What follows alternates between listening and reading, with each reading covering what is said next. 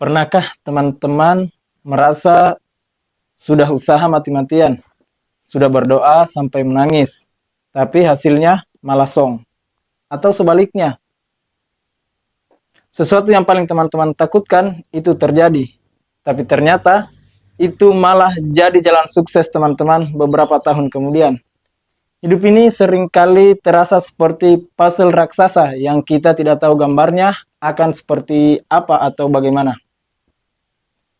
Ada seorang wanita hebat bernama Ummu Salamah. Dia baru saja kehilangan suami yang sangat dia cintai, yaitu Abu Salamah. Dia merasa dunianya runtuh. Dia ingat sebuah doa dari Rasulullah yang bunyinya begini. Ya Allah, berilah aku pahala dalam musibahku ini dan gantilah dengan yang lebih baik. Tapi dalam hatinya, Ummu Salamah sempat ragu. Dia mikir begini, siapa yang lebih baik dari Abu Salamah? Dia adalah laki-laki terbaik yang pernah dia kenal. Tapi karena dia iman pada qada dan qadar, dia tetap baca doa itu dengan tulus. Tebak apa yang terjadi teman-teman? Tidak lama kemudian Rasulullah Shallallahu Alaihi Wasallam sendiri yang datang melamarnya. Dia dapat ganti yang tidak pernah dia bayangkan sebelumnya. Dia belajar bahwa di balik skenario yang dia anggap buruk, ada sutradara terbaik yang lagi siapkan plot twist paling mudah. Selamat datang di Reset the Fate. Saya Ridwan dan alhamdulillah malam hari ini saya masih ditemani oleh Kak Asis, narasumber kita sekaligus penulis. Bagaimana kabarnya Kak Asis? Alhamdulillah. Nah, baik teman-teman, malam ini kita akan memulai riset mental korban kita menjadi mental pemenang yang percaya bahwa tidak ada satupun daun yang jatuh tanpa izinnya.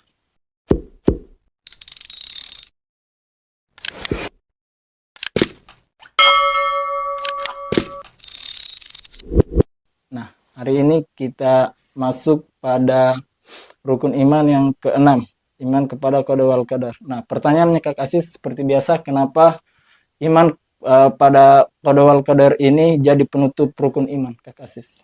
Ya, ini iman kepada qada dan qadar itu ditaruh paling terakhir karena ini merupakan the final ya, suatu penutup ya, gitu. Setelah kita beriman kepada Allah, apa artinya kita beriman kepada Allah, Ya, kepada malaikat, kepada kitab-kitab. kitab-kitab, kepada Rasul, kepada hari kiamat, kalau kita tidak yakin terhadap apa yang diputuskan Allah Subhanahu wa Ta'ala, yaitu takdir ya. Jadi itu menjadi kunci penutup daripada seluruh rukun iman. Keimanannya kita. Iya, iya. Jadi kunci penutupnya. Jadi makanya sempurnanya keimanannya kita kemudian kesemuanya diimani. Secara sederhana Kak Asis, apa bedanya qada dan qadar ini? Jadi qada dan qadar ini kan sebenarnya pembahasan wilayahnya Allah. Wilayahnya Allah, wilayah takdir. Dimana mungkin lebih kita buat analogi, Allah menciptakan kita itu dengan misalnya dengan mata. Ya. Ya, mata itu bisa melihat. Nah, bisa melihatnya mata itu adalah qadar Allah. Adalah qadarullah. Itu adalah qadar Allah. Mata bisa melihat. Ya. Penglihatan dari mata itu adalah qadarullah. Tapi kemudian mata tidak bisa menembus tembok, hanya bisa sampai di tembok ini, tidak bisa tembus karena itu adalah qada Allah. Ya, jadi semuanya adalah dari Allah Subhanahu wa Ta'ala. Matanya kita bisa melihat dari Allah, dan kenapa matanya kita tidak bisa tembus ke sana, hanya sampai di tembok saja, tidak bisa di balik tembok, itu juga dari Allah. Ya, itu qadanya Allah. Artinya terbatas pandangannya kita. Ya. Tidak bisa kita lihat. Ya, itu dari Allah. Dari Allah juga itu. Ya, artinya qada dan qadar itu adalah wilayahnya Allah, bukan kita yang atur. Bukan kita yang mau. Bukan kita yang buat. Nah, Kak Asis, ada yang sering bilang, kalau semuanya sudah ditakdirkan, lalu apa gunanya kita ikhtiar? Ya, ini memang pernah ditanyakan sama sahabat, Sahabat. ya, Rasulullah SAW. Ditanyakan, ya Rasulullah, apakah kita sudah ditentukan yang mana masuk surga, mana masuk neraka? Maksudnya Allah sudah tahu, ya sudah tahu, sudah ditakdirkan. Iya. Ya, ini masuk surga, ini masuk neraka. Begitu tadi pertanyaan. Terus untuk apa kita beramal? Maka kemudian Rasulullah SAW menjawab, tetaplah beramal karena itu akan lebih mendekatkan kepada takdirnya kita. Jadi bukan berarti beramal itu kita apa namanya? Jadi kita beriman kepada takdir itu kita menjadi orang yang tidak beramal. Justru dengan beramal kita, semoga ini menjadikan kita amalnya kita menjadi mendekatkan kita kepada takdirnya kita. Ibaratnya begini, kalau kita tidak melakukan takdir Allah Subhanahu wa taala kan sudah kita tidak tahu sebelum kemudian dia terjadi kan. Nah, makanya kemudian kita berbuat semaksimal mungkin yang bisa kita lakukan untuk nanti wilayah hasilnya wilayah Allah. Allah. Dalam menjalani kehidupan Kak Asis, sering kita temukan yang kadang-kadang tidak sesuai dengan harapannya kita, Iya. bahkan kegagalan itu sering terjadi dalam hidupnya kita, termasuk rasa sakit itu. Ya. Nah, bagaimana caranya kita berdamai dengan takdir buruk seperti kegagalan, kesakitan, Nah, atau kehilangan begitu Kak Asis? jadi takdir buruk itu harus kita yakini tidak selamanya buruk. Ya. Artinya Allah sudah menjanjikan kan bahwa apa yang kita anggap buruk, apa yang kita benci Ya, belum tentu buruk. Nah, dan apa yang kita suka belum tentu baik. Itu apa namanya berkaitan. Jadi ketika kita dapat suatu kesulitan atau kegagalan, jangan kita kemudian menjadi kayak menyalahkan takdir. Ya. Ya, kita harus beralih kepada takdir yang lain. Ini ada satu Umar bin Khattab juga pernah kan ketika ada wabah taun, wabah gitu, kemudian mau masuk satu wilayah di Syam kalau tidak salah itu, kemudian di Syam itu ada wabah, maka Umar bin Khattab itu tidak jadi masuk, dia balik. Kemudian Rasulullah mengatakan, apakah engkau lari dari takdir?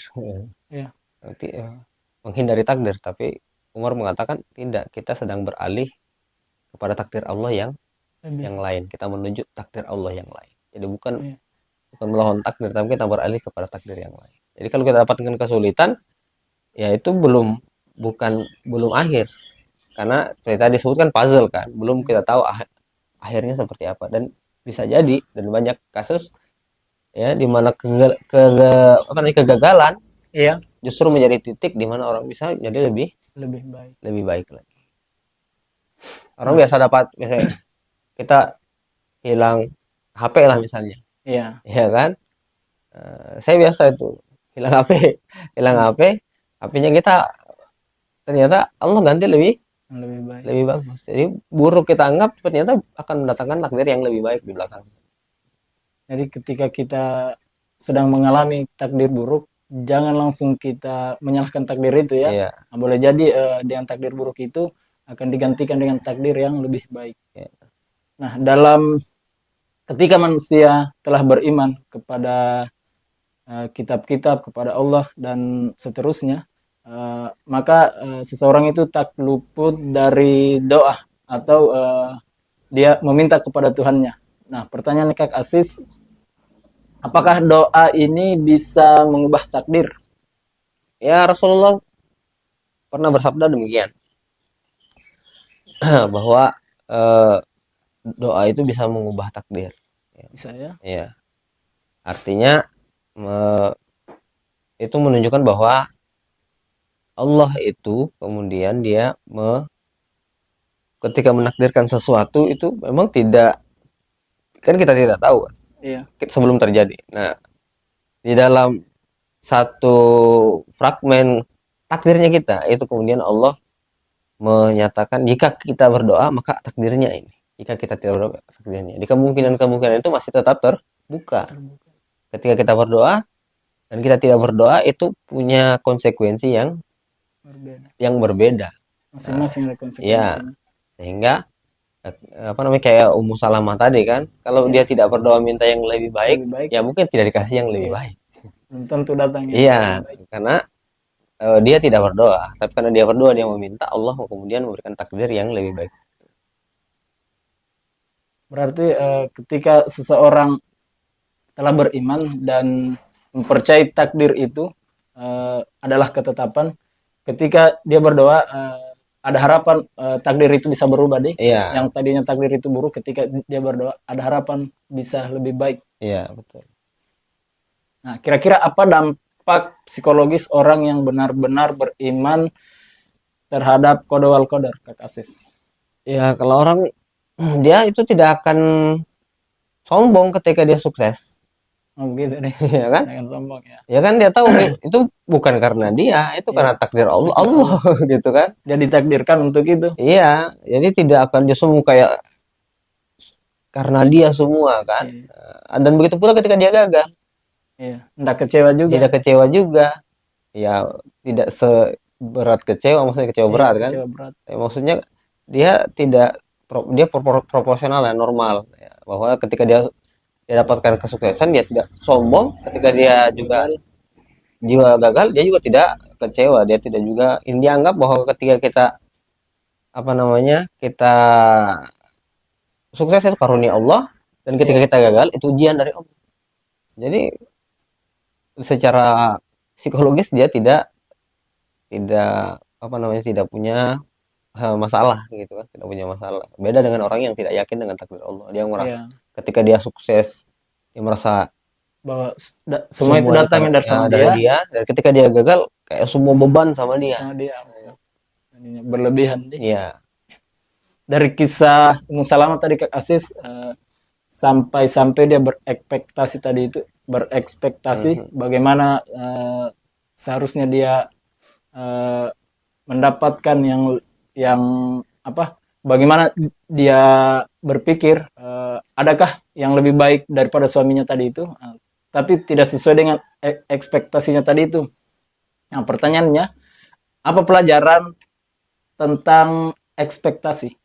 Ya, jadi kita itu eh, apa namanya dari Salamah itu mengajarkan kita memang bahwa setiap hal yang kita anggap buruk tadi, anggap Ya, yang tidak tidak mungkin, ya, anggap tidak mungkin itu mungkin saja bagi Allah.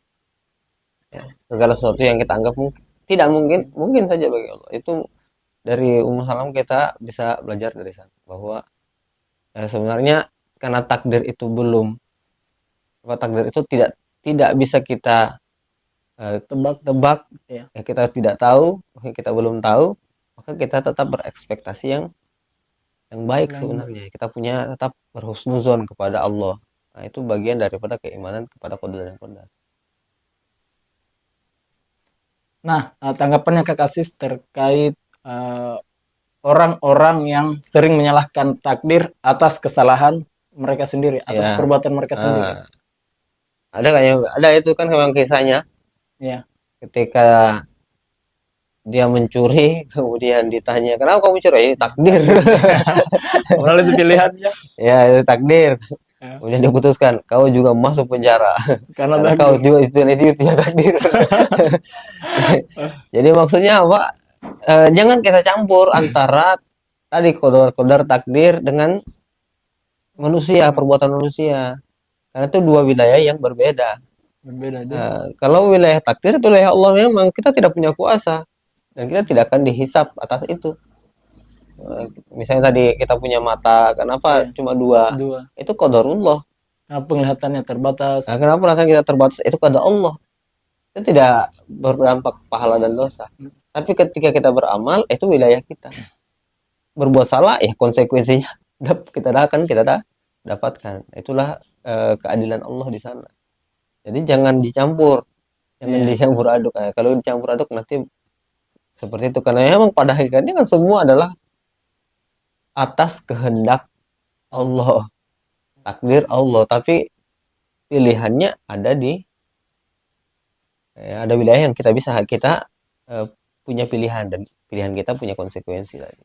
Jadi ketika ada orang apa namanya kesalahannya kemudian dialamatkan kepada takdir, dia sudah salah pikir, salah salah. Iya.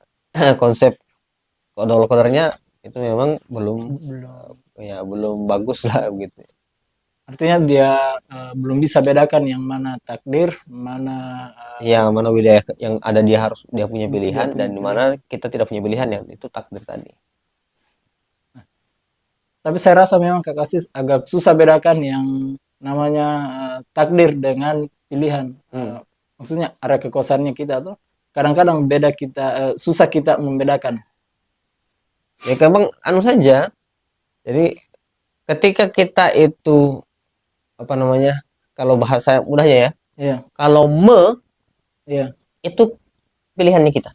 Oh kalau mau pilihannya kita deh. Kalau itu pilihannya kita. Misalnya memperkosa gitu. Itu kan pilihannya. Iya. Maka dia itu dosa. Ada pahala dosa di sana.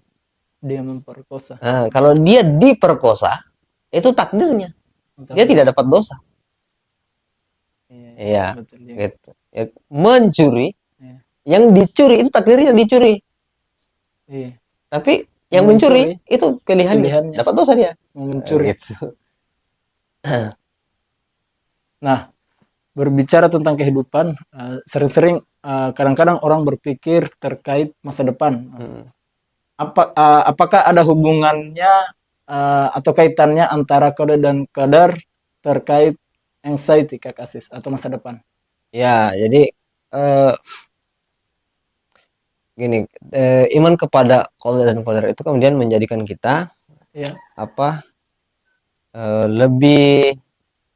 lebih mudah kemudian berhusnuzon kepada takdir Allah ke depan. Karena kita sudah yakin kepada Allah, yakin kepada semuanya kan. Dan terakhir kepada takdir itu, apalagi kita orang beriman. Iya. Kita meyakini orang kafir saja, ya kan? Itu Allah kasih dia ya kehidupan yang bagus lah gitu, Iya. takdir yang bagus juga diberikan Allah kasih juga, sementara mereka kafir, dan kita ini beriman. Nah, tingkat husnuzon kita terhadap takdir Allah yang kemudian itu bisa lebih baik, itu harusnya lebih tinggi Daripada orang-orang yang tidak. Iya, karena ini orang yang kafir saja Allah Iya, kasih, masa kita tidak? Kita tidak. Ya kan itu menjadikan kita optimis. Iya. Jadi tidak anxiety tadi, kita tidak jadi anxiety, kita tidak jadi gelisah menghadapi masa depan seperti apa. Dan sebenarnya kan itu intinya bahwa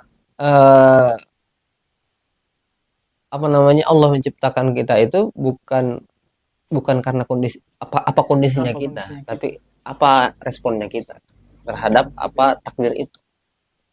Ketika takdirnya kita baik, apakah kita bersyukur atau tidak? Bukan takdirnya sendiri, tapi responnya kita terhadap takdir.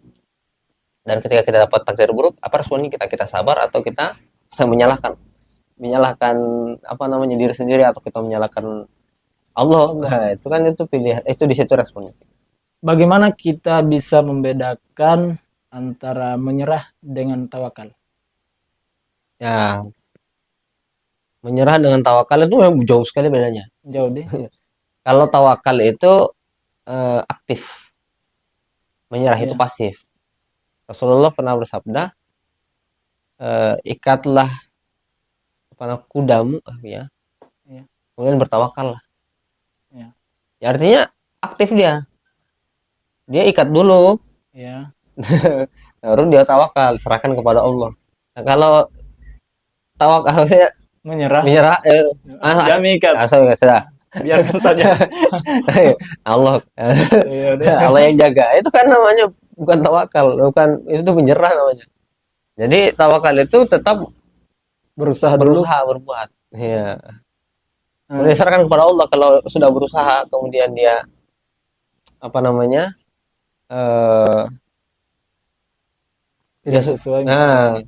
Dia berusaha terus kemudian tidak sesuai hasilnya. Nah, maka itulah kemudian dia tawakalnya di situ berarti menyerahkan semuanya kepada Allah. Ya, itu beriman kepada takdir di sana. Kalau menyerah itu bukan menyerah pada takdir, belum berperang dia sudah menyerah, mundur duluan. Menurut tawakal ini berusaha dulu, apapun hasilnya baik atau tidak baik, sesuai atau tidak sesuai, kita bertawakal. Iya, itu yang harusnya itu apa namanya? Manifestasi dari iman kepada qada dan qadar ini. Jadi ketika kita udah berusaha Ya.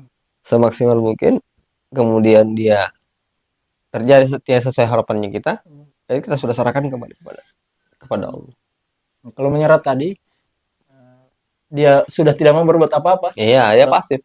langsung menyalahkan. Ah, sudah ini kalau kalau Allah takdirkan anu langsung ini hilang hilang. Nah, itu juga tidak benar. Karena kayaknya Rasulullah sampaikan, ikatlah kudamu kemudian bertawakal. Artinya itu kuda ya kalau sudah diikat baru dia hilang, itu berarti itu sudah Iya, tawakal tawakal. namanya. Kita bertawakal bahwa ini terjadi Iya. atas kehendak Allah. Nah, tapi kalau dia hilang terus kenapa ya saya tidak ikat? Kata itu bukan tawakal namanya. Konsekuensinya Saya merasa sudah bertawakal kepada Allah, tidak tawakal itu. Gitu. Nah, dalam apa namanya? Dalam mengimani qada qadar ini sering kita temui dalam hidupnya kita, ada takdir yang berbeda-beda, ada takdir yang baik, yang buruk. Pertanyaan Kak Asis, kenapa Allah memberikan takdir yang berbeda-beda? Ada yang kaya, ada yang miskin. Ya, pertama ya suka-sukanya Allah. Iya. Maunya ya. Oh ya kan? Ya kan yang menciptakan ya, itu suka-sukanya dia. Itu jawaban lalu ya, jawaban simpel. Tapi maksudnya tadi yang karena persoalannya tadi bukan takdirnya sebenarnya. Allah itu bukan menciptakan itu bukan untuk takdirnya itu sendiri, tapi untuk melihat responnya kita terhadap takdir itu. Ya, makanya senantiasa manusia itu dipergilirkan dia punya takdir. Tidak ada orang yang mungkin seumur hidupnya menderita. Tidak ada juga orang yang seumur hidupnya bahagia. Iya. Ya secara apa namanya secara zahir ya seperti itu ya. Dimana kita ketika kita dapat takdir yang baik, Allah ingin lihat kita itu responnya apakah kita bersyukur Iya. atau kita mungkin sombong, ya kan?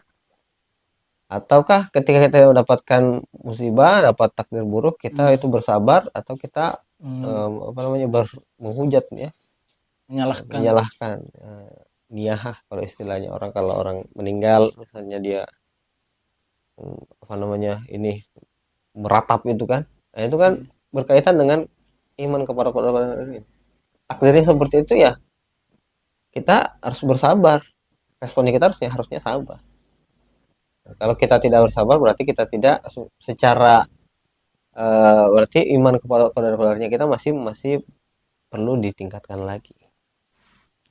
Nah, makanya pemahaman tentang ini kita harus bisa tahu kalau takdirnya takdir itu wilayah Allah, tapi responnya kita itu wilayah kita. Jadi tidak ada orang berdosa karena kaya. Iya. Tidak ada orang berdosa juga karena miskin. Tapi apa responnya ketika kaya di sementara kaya dan ketika miskin? Nah, itu dia bisa berpahala dan dia bisa berdosa. Ketika seseorang mengimani qada wal qadar, artinya dalam Islam kita diperintahkan untuk menerima atau ridho. Nah, pertanyaannya, apa itu ridho dalam konsep qada wal qadar? Nah, itu high level.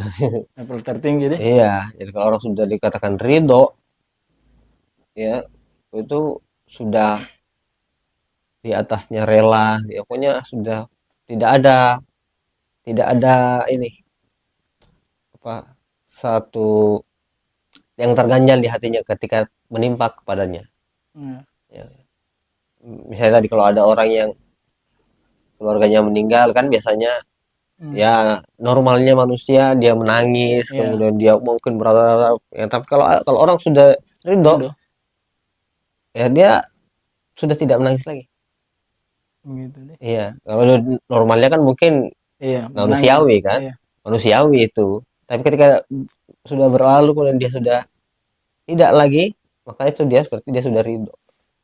Karena ada orang yang meratapi terus nasibnya kan. Ya, Ratapi terus belum ratapi. ikhlas, belum ridho. Nah, itu belum belum ridho.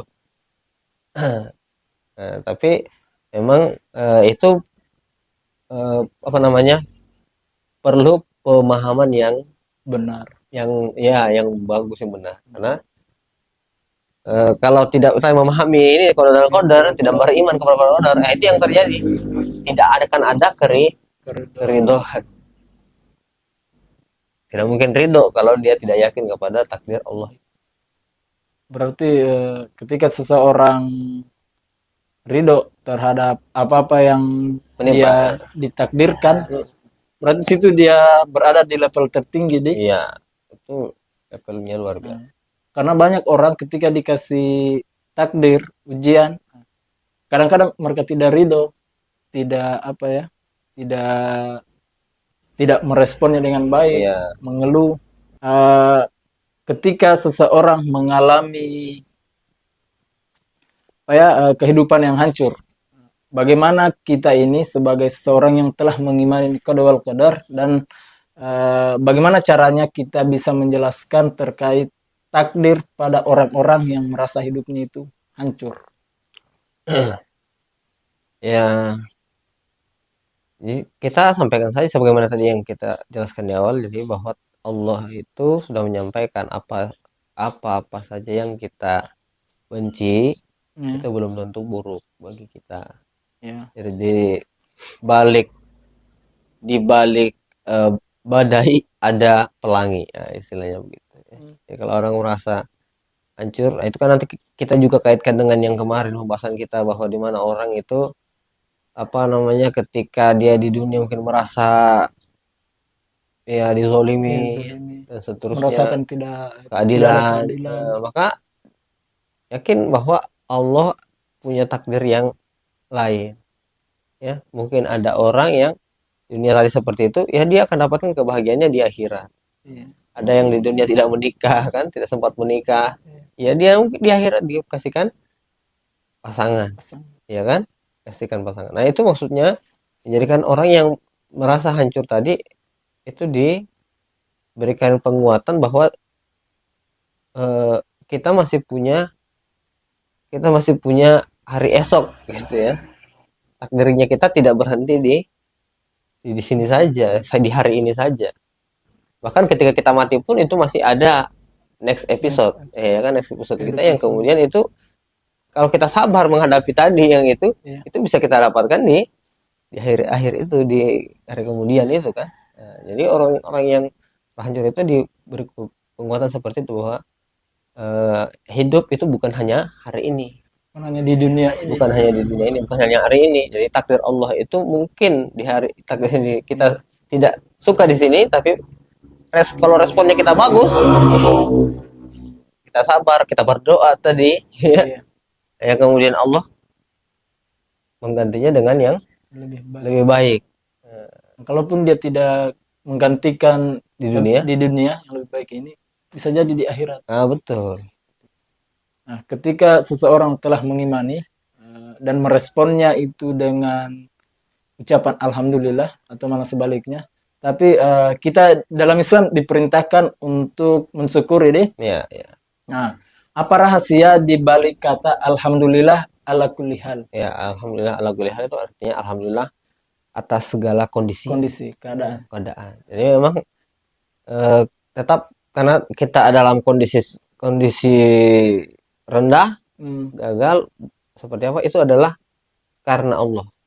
Ya, artinya itu takdir Allah tadi kan. takdir Allah. Kemudian kita juga tadi dalam kondisi sukses apa berhasil ya, Ya, kita jadi itu juga menjadikan kita apa namanya, menjadi tidak sombong karena alhamdulillah segala yang hanya boleh dipuji hanya Allah.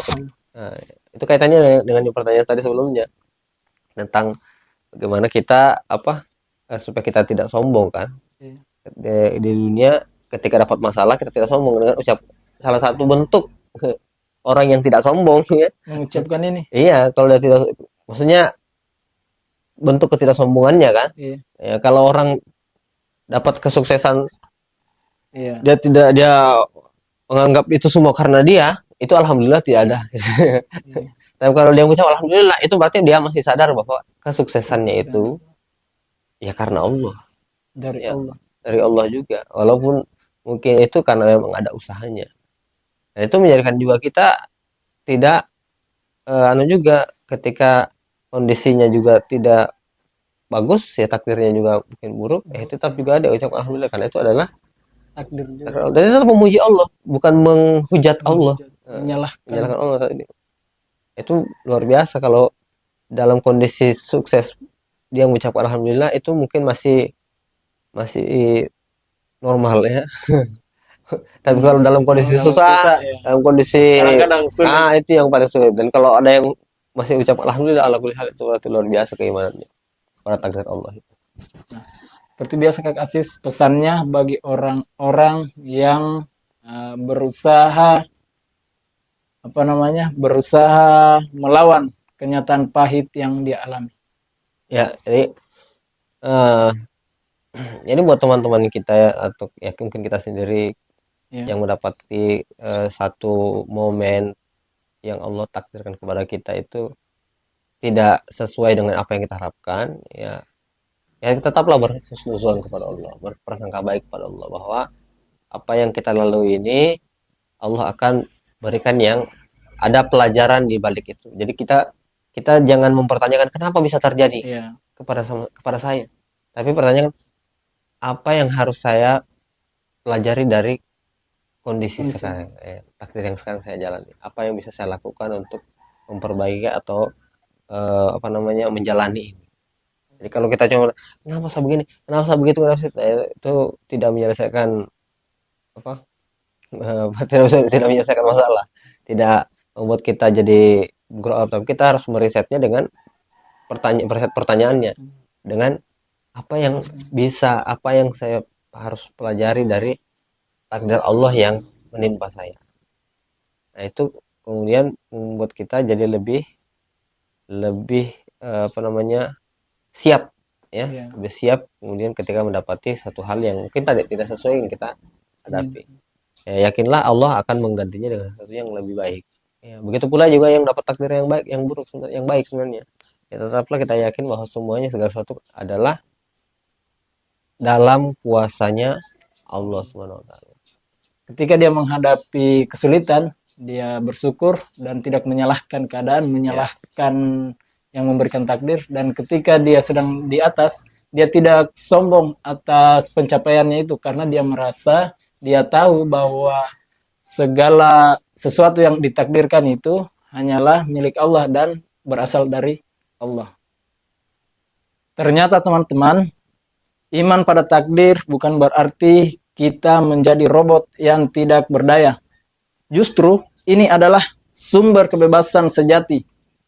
Kita bebas dari rasa takut, bahkan bebas dari rasa iri, dan bebas dari rasa penyesalan yang tidak berguna sama sekali.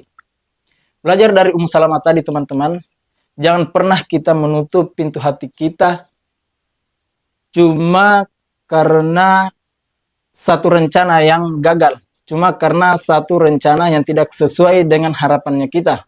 Siapa tahu Allah lagi tutup pintu yang lain buat membukakan kita pintu istana buat kita yang lebih baik.